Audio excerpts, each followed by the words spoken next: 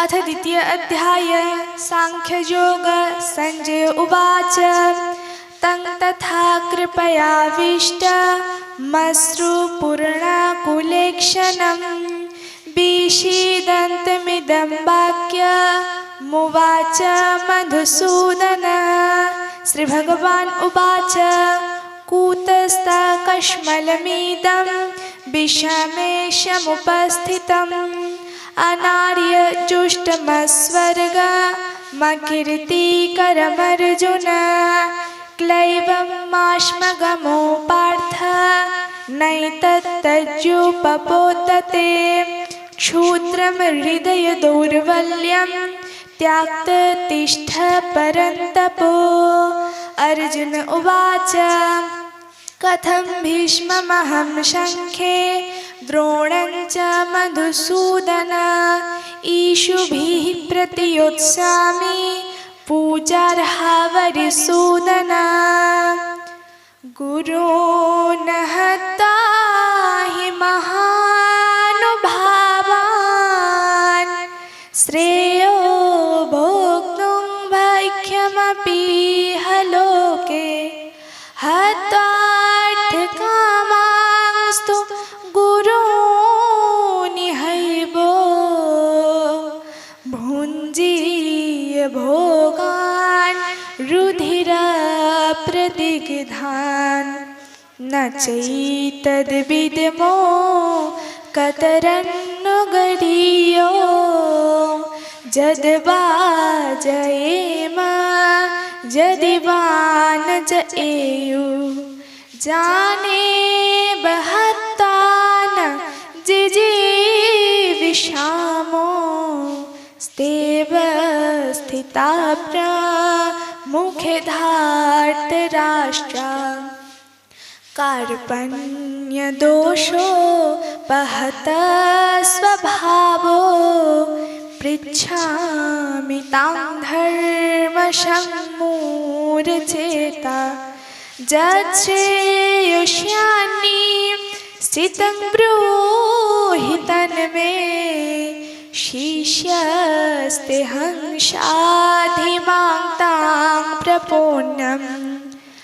नहि प्रपोष्यामि ममाप्नुद्यात् यच्छोकमुच्छोषणमिन्द्रियाणाम्। अवाप्य भूमा वसपत्नमृद्यां राज्यं शूराणामपि चाधिपत्यम्।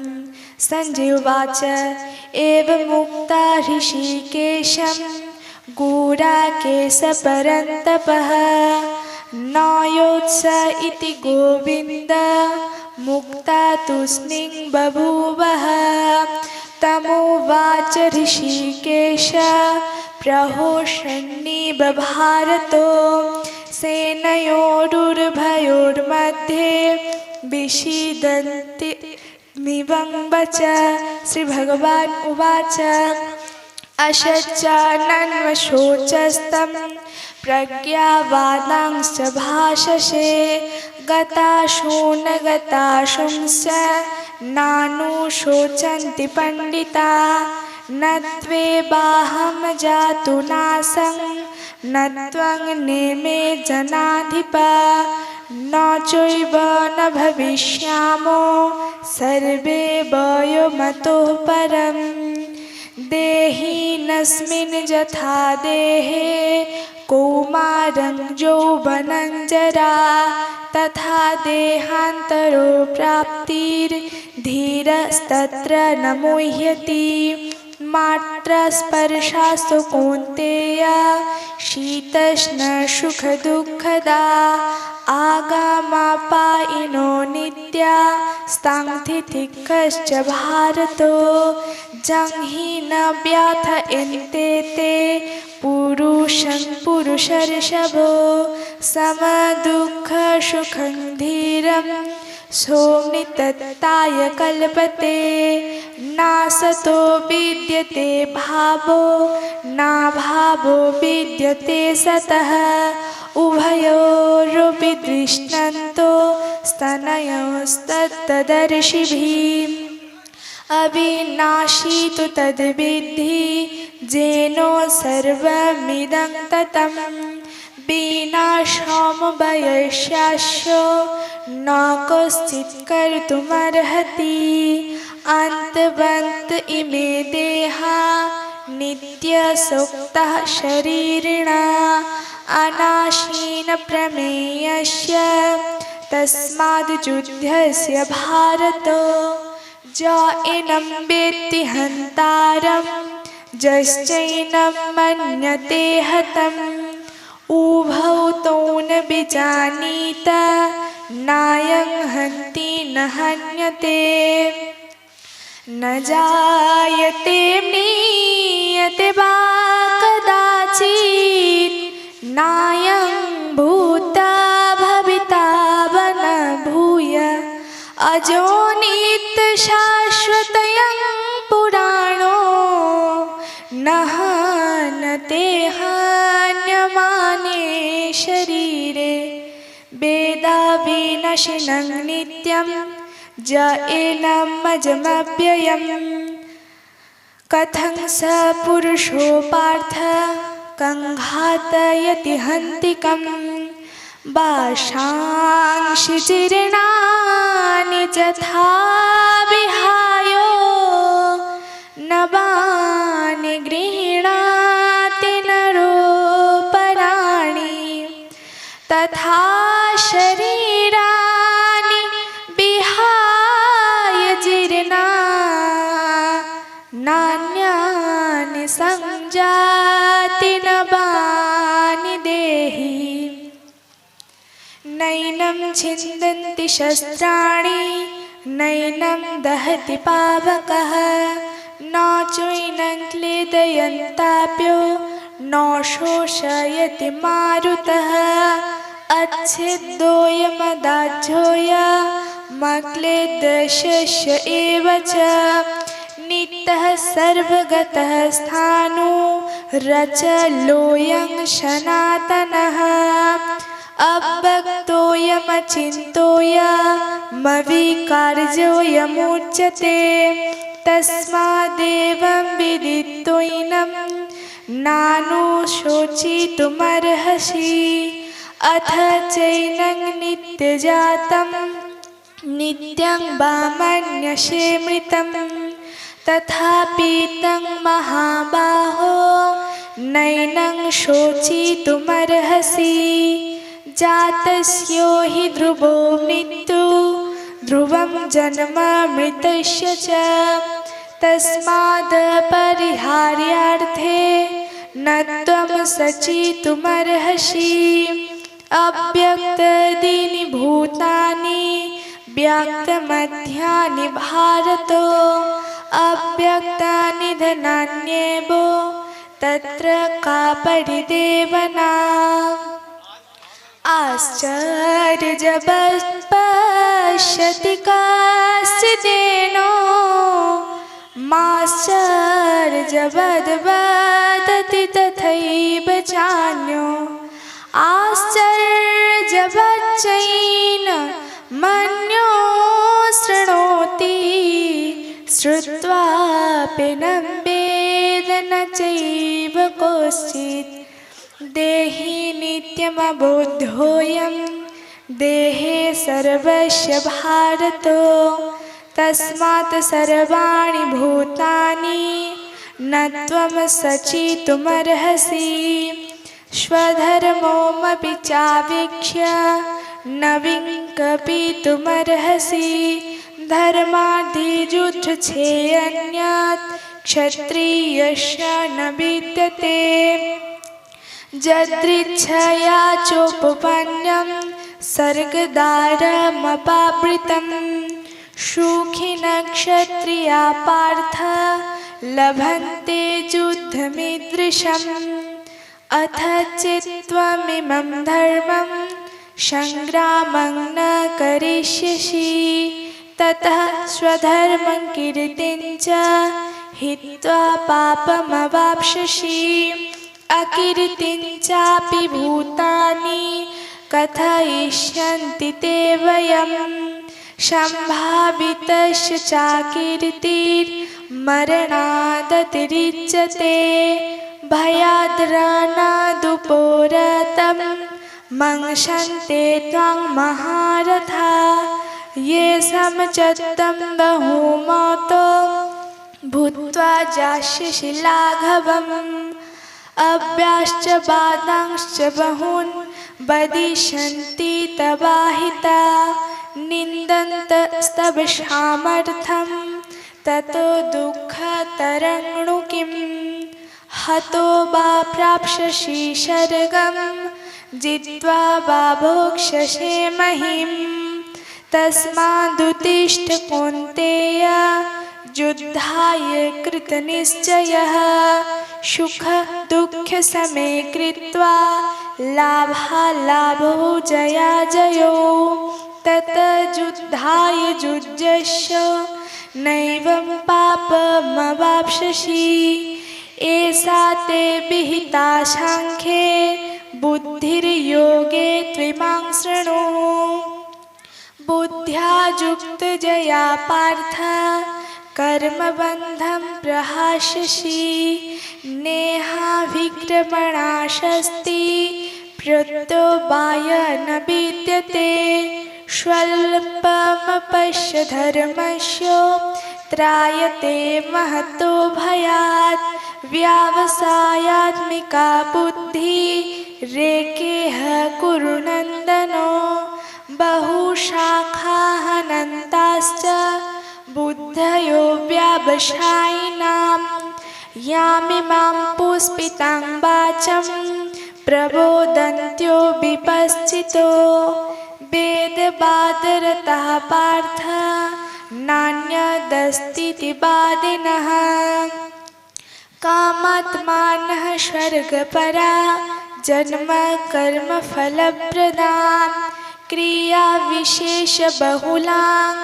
भोगैश्वर्यजगतिं प्रति भोगैश्वर्यप्रसक्तानां तया परितचेतसां व्यावसायात्मिका बुद्धिः समाधौ न विधीयते त्रैगुण्यविषया वेदा निस्त्रैगुण्य भवार्जुन निर्द्वन्द्वो नित्यसत्यस्थो निर्योगक्षेम आत्मवान् जावानर्थ उदोपाने सर्वतः संप्लुतोदके तावान् सर्वेषु वेदेषु ब्राह्मणस्य विजानतः कर्मण्येवाधिकारस्ते मा फलेषु कदाचनो मा कर्मफलहेतुर्भू मा ते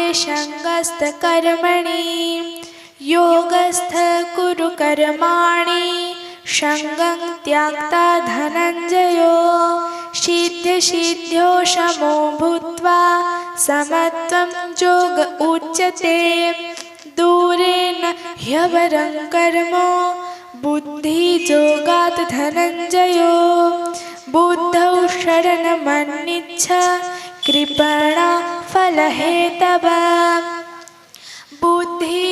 बुद्धियुक्तजहातिह उभयेषु कृतदुष्कृते तस्मात् योगाय युह्यस्य योगकर्मसु कौशलम् कर्मजं बुद्धियुक्ता हि फलं त्यक्ता मनीषिणः जन्मबन्धविनिर्मुक्ता पदं गच्छन्तनामयम् यदा ते मोहकलिलं बुद्धिर्व्यतितरिष्यति तदा गन्तासि निर्वेदं श्रोतवस्य श्रुतस्य च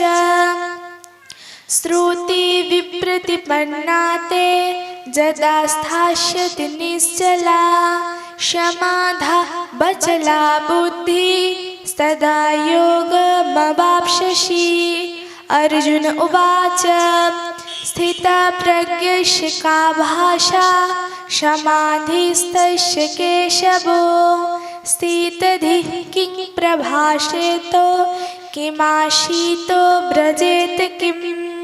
श्री भगवान उवाच प्रजहाति जदा कामान् सर्वान् पार्थो मनोगतान् आत्मन्येवात्मना तुष्टः स्थितप्रज्ञस्तदोच्यते।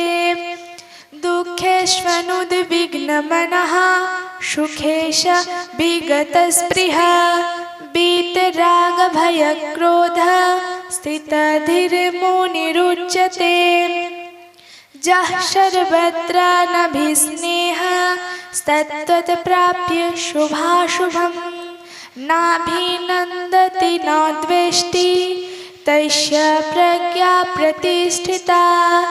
यदा संहरते चायं कुर्मङ्गानीव सर्वशः इन्द्रियाणीन्द्रियार्थेभ्यो तस्य प्रज्ञा प्रतिष्ठिता। विषया विनिवर्तन्ते निराहारस्य देहिनो रसवर्जं रसोऽप्यस्य परमतृष्णा निवर्तते।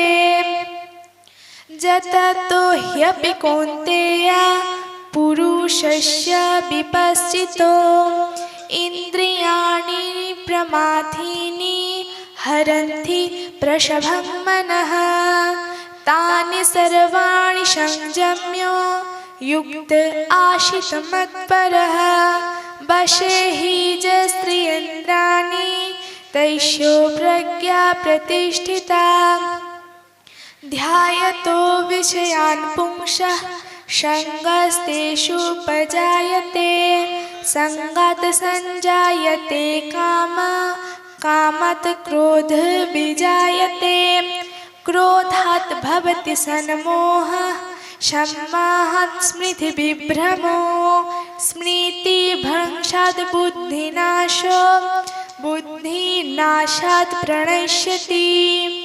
रागद्वेषवियुक्तैस्तु विषयानिन्द्रियैश्चरन् आत्मवशैर्विधेर्यात्मा प्रसादो मधिगच्छति।